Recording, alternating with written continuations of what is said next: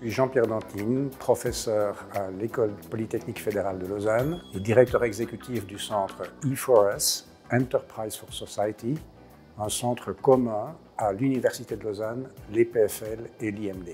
Guillaume Perben, cofondateur de Composite Recycling, et comme son nom l'indique, nous sommes actifs dans le recyclage des matériaux composites.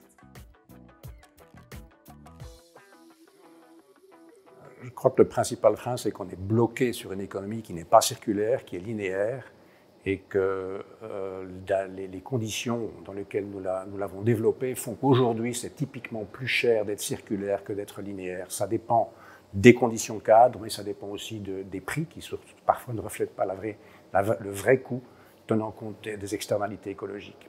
Et en parlant de blocage, il y a aussi ce blocage qui fait que les entreprises n'osent pas commencer le chemin vers une vertu environnementale et attendre d'avoir une solution parfaite pour se lancer.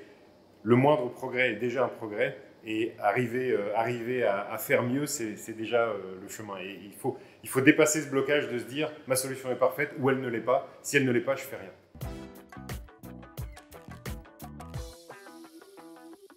J'y crois parce que c'est un impératif. Nous devons respecter les limites planétaires et si nous voulons respecter les limites planétaires, nous allons automatiquement arriver à quelque chose qui est très proche de la circularité. Ce ne sera peut-être pas la circularité parfaite, mais ce sera quelque chose de très proche. Et donc on n'a pas le choix.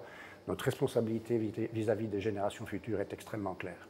Et cette conviction, elle semble avoir un raisonnement différent depuis, je ne sais pas si c'est lié à la crise du Covid, mais ça fait un an et demi qu'on a un changement complet d'attitude des investisseurs, des clients et des autorités. Et on a une accélération on est sorti du greenwashing et on a vraiment une accélération des demandes pour réellement changer les choses. C'est-à-dire qu'on mesure, on a un impact, on fait les choses vraiment et ça, c'est extrêmement réjouissant, je trouve. C'est en effet réjouissant, c'est une bonne nouvelle et je crois qu'il faut capitaliser là-dessus. Absolument.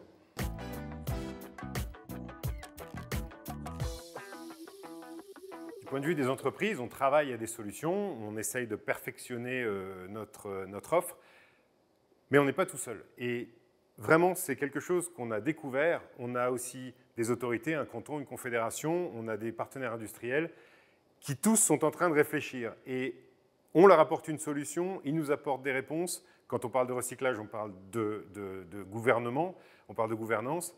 Et quand on se rend compte qu'on a un environnement qui nous aide, on avance beaucoup plus vite. Et réellement, c'est quelque chose dont on bénéficie beaucoup en ce moment. Alors c'est très encourageant et je crois qu'effectivement ce qu'il faut du point de vue de la société, c'est que ça soit généralisé, c'est que l'ensemble des secteurs, l'ensemble des problématiques soient prises à travers ce prisme et permettent d'arriver à une économie circulaire dans des conditions cadres qui les favorisent, avec des systèmes de prix, avec une échelle de prix qui le rend moins cher finalement que l'économie linéaire, que l'approche typique que nous avons aujourd'hui, où il est meilleur marché de jeter, de racheter à nouveau, plutôt que de réparer, de recycler. Et qu'on encourage ceux qui trouvent des solutions finalement. Absolument.